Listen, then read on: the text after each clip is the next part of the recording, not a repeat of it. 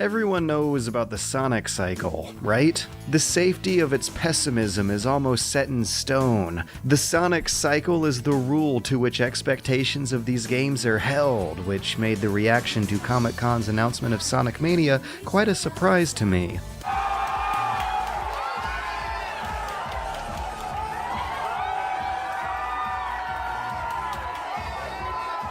This optimism is an outlier of the Sonic cycle. It's not normal. So that triggered questions like, why are people excited about Sonic? Why are they doing a 2D game now? And most of all, who the hell is the Taxman?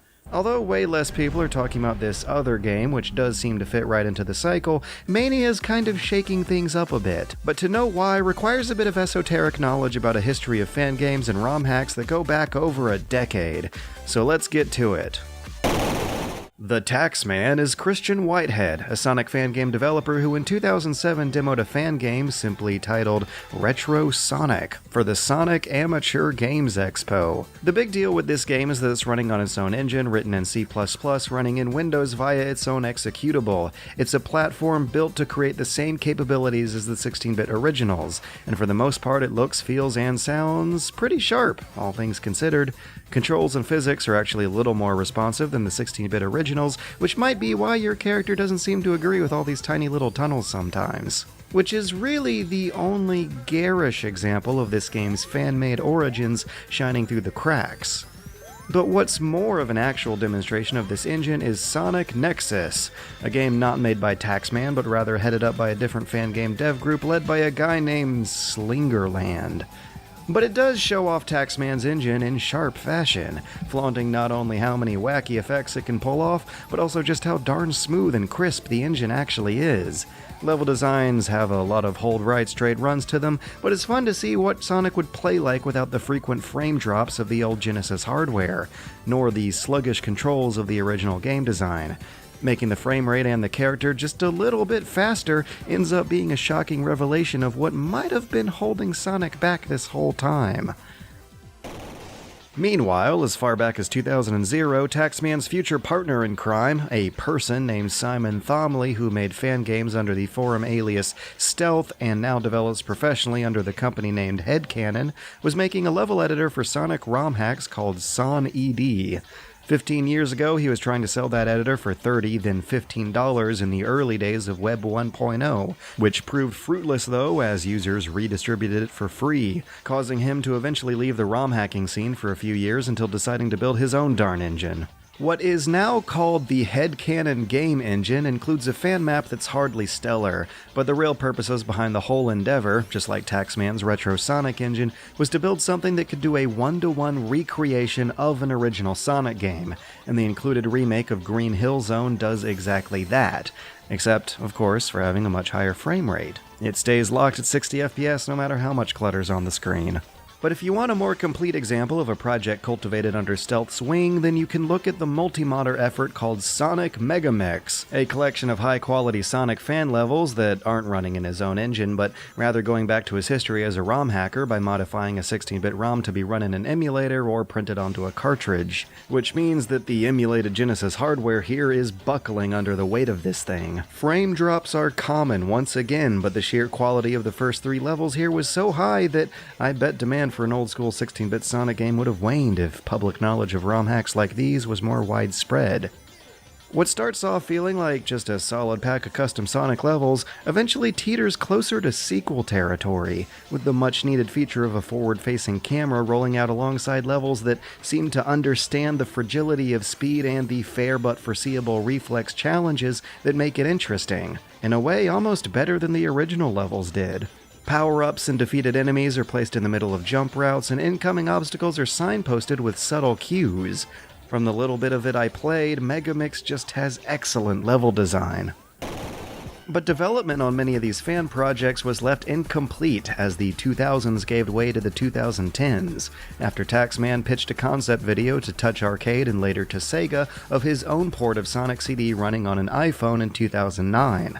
Realizing that his proposed solution might be a superior alternative to selling an emulated version of the game, Sega actually accepted his pitch. They hired him for the job, turning Taxman into one of the few fan game turned official game developers.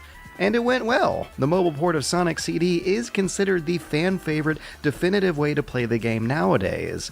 Though there is a $5 version of it on Steam, get this, Amazon's giving it away for free if you install their stupid app. Anyways, the whole game's rebuilt for a widescreen ratio and touch-friendly menus, but what makes it feel less like a port and closer to a remaster is how many tiny little problems with the original game they were able to fix by remaking the engine from scratch. The puny old spin dash animation the original game used is fixed. The issues with the intro FMV are fixed too. Hell, even the loading times that were annoying but not really a big problem on the Sega CD version are fixed. You can play as Tails, you can play with the Japanese soundtrack, and you are effectively playing a version of the game that feels like it's faster and more responsive than the original. But after playing the two back-to-back, I couldn't immediately spot any differences with this port's physics and controls. Instead, the difference is made in two critical areas that do so much to fix a lot of what makes these games hard to return to.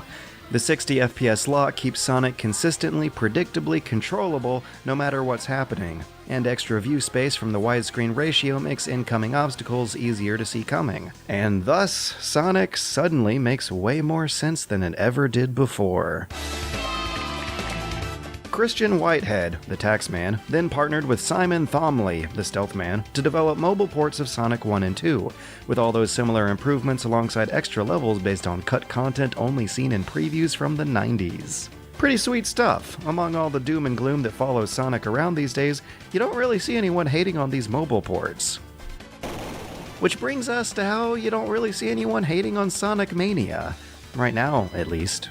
This project breaks the Sonic cycle by virtue of just how much of a different cloth its developers were cut from. Sega recruited from the fan game community to build this one. There's little to no association with Sonic Team nor Dimps, the studios responsible for the countless blunders of the past. Instead, Taxman and Stealth have a solid track record of doing this sort of thing. They've lived entire lifetimes of building retro Sonic games from scratch. It's hard to say we'd see this level of passion and authenticity come from any kind of traditional studio. In fact, out of the 3 collaborating companies working on this game, the most traditional studio is Pagoda West Games, who 2 years ago shipped their own fast, curvy platformer, Major Magnet, which didn't set the world on fire, but hey, it's still genre experience.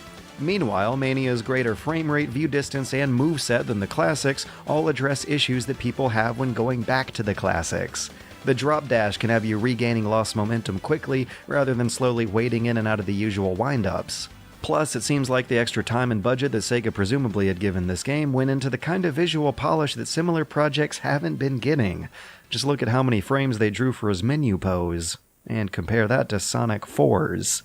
Hell, we're already seeing more view distance and level gimmicks going on than Sonic 4. That's good. Plus, a cheaper pixel art side project reusing a lot of assets won't have to deal with the problems of having a bad story with bad voice acting from bad characters or reinventing the way the game works with bad gameplay concepts, all of which are problems that have perpetuated and popularized the Sonic cycle of hyping up disappointing games, which are probably gonna be this thing's problems, but not this thing. I feel like for once, we kinda know what we're gonna get out of a Sonic game. For once, it's coming from reputable developers who have shown in the past that they know what they're doing and can ship products complete and on time.